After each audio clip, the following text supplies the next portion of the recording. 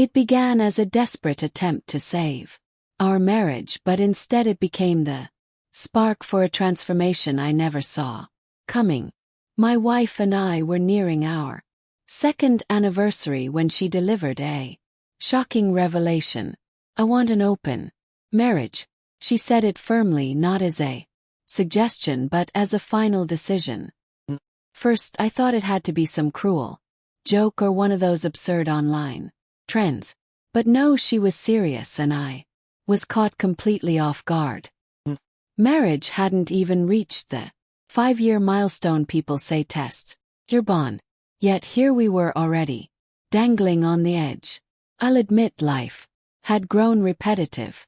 She often spoke of adventures and trips, but our finances kept us grounded. We were focused on stability, saving for a future that included children. Despite that, I believed we were content. We still shared passion, still held on to each other, and she told me daily that she loved me. Yet she claimed she wanted something more. When she confessed, my world unraveled. I began questioning everything. Had I ignored signs of her dissatisfaction? Was I to blame? Insisted it wasn't really about me. Not entirely, at least. She said she wanted to shake things up before our marriage grew stagnant. Her words gutted me, yet I found myself comforting her instead of acknowledging my own heartbreak. Told her we would work it out even though inside I was crumbling. Her demand felt like a verdict that I wasn't enough anymore. It was grief dressed as understanding. Weeks later, the open marriage was no longer talk. It was our reality. I hadn't agreed outright, but my silence was treated as approval. Soon she stayed out longer, claiming she needed breathing room. One night, in the middle of an argument, she admitted to seeing someone else. "He makes me feel young again," she said. "You make me feel old." Her words cut deeper than any blade. Here I was working long hours, sacrificing comforts for our future, yet reduced to nothing in her eyes. Pleaded with her to stop, even promised the vacation she had always wanted, but she was unmoved. When I hinted at involving her family, she remained cold. The perfume she carried back home after her nights out told its own truth. Still I stayed. I clung to the hope that things would shift, that this phase would end and we could return to the life we once shared. But deep inside, something started changing in me. Maybe it was anger, maybe the realization that I deserved more. If this was the new normal, I decided I'd live by the same rules. I downloaded dating apps, feeling rusty and uncertain after years off the market. To my surprise, women responded. They showed interest, and for the first time in a long while I felt wanted. This wasn't just about dating. It was about rediscovering myself.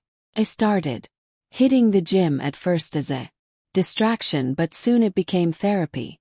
Every workout was an outlet for frustration and a step toward rebuilding the man I used to be.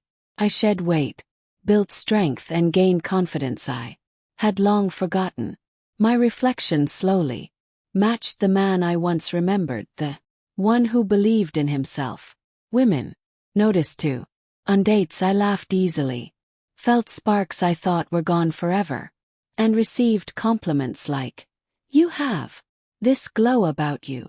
Meanwhile, my wife began to notice as well. Her eyes stayed on me longer when I came back from the gym. She caught sight of messages on my phone and couldn't hide the jealousy.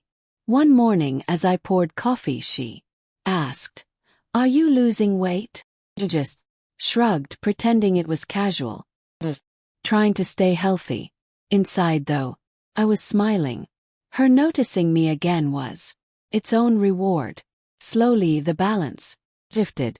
She stayed home more often, canceled plans, and started asking questions she never cared about before. "How's the open marriage going for you?" Who are you meeting? Can I see her picture? The irony wasn't lost on me. This had been her idea to reignite our marriage, yet now she seemed terrified of losing me. One evening while I was getting ready for a date, she walked in. Going out?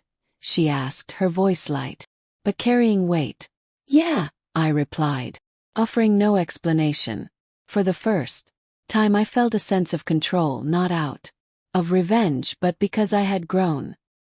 Was no longer the broken man begging for her affection. I had found strength within myself, happiness I hadn't known in years. That's when it struck me. Open marriage had saved me, not us. Had stripped me down only to rebuild me into someone stronger. My glow wasn't just from fitness or new attention. Was the light of healing and self-discovery. While she wrestled with the consequences of her choices, I had moved forward, thriving in ways I never thought possible. The collapse of our marriage began with her words, "I want an open marriage." It wasn't a suggestion or debate. It was a decision she made alone and expected me to accept.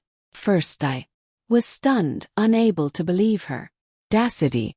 Our marriage hadn't even reached 5 years, the so-called breaking point experts talk about. Yet there we were, facing the unknown. Looking back, I can admit routine had set in. She longed for adventure and trips, but we prioritized saving for the future. Even so, I thought we were happy. We shared laughter, closeness, and she said she loved me every day. Why, I wondered, was she chasing something that felt like betrayal? Or requests sent me spiraling, dissecting every part of our life together. Was I the problem? Had I stopped trying? Insisted it wasn't all about me but her need for something different. Her words didn't comfort me, they shattered me. Yet instead of voicing my pain, I consoled her, saying we'd find a way, though my heart knew otherwise. As weeks passed, her wish for an open marriage solidified into our reality. I hadn't agreed, but my silence gave her the green light. Soon her nights away grew longer until eventually she admitted to being with someone else. Her reason was cruel. "He makes me feel young again. You make me feel old." The sting of those words pierced me deeply. I had given up so much for us, worked tirelessly, put aside my own desires, and yet I was discarded like something worn out and useless. Still I stayed, pleaded, I bargained, even threatened, clinging to the fragile hope that we could restore what we once had. I agreed to her idea of a 1-year trial, convincing myself that we might return to the couple we used to be. But my efforts were futile. She was chasing a void she couldn't even define, and I was left holding the fragments of my shattered self-worth. Then something inside me shifted. Anger that had been simmering became my fuel. If she wanted an open marriage, I would follow the same rules. I created a profile on dating apps, awkward and hesitant at first. To my surprise, women responded. Their attention sparked something within me, reminding me that I was still wanted. I turned my frustration into focus. I went to the gym, pushing myself harder with every run, and every weight lifted. Each drop of sweat was a step back toward the man I had once been. The change wasn't only physical. It was mental, emotional, deeply personal. The pounds I shed matched the emotional baggage I was releasing. Confidence returned in waves, and for the first time in years I felt truly alive. My wife noticed, though she tried to conceal it. Her eyes lingered when I walked in from the gym. A flicker of regret crossed her face when she spotted messages on my phone. Once she asked, "Are you seeing someone?" Her jealousy was silent but undeniable. Her behavior shifted again. She stayed home more, cooked meals she hadn't made in years and suggested we spend time together. But her gestures felt empty. Last attempt to regain control as I slipped further away. One evening as I dressed for a date, she asked softly, "Going out again?" Smiled.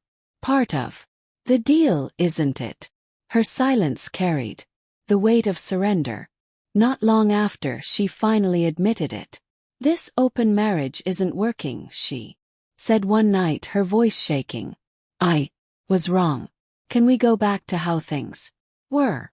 Months earlier I might have jumped at that chance, but by then I had changed. The man who once begged for her affection was gone. I looked at her, calm but unwavering. "You didn't think about me when you blindsided me.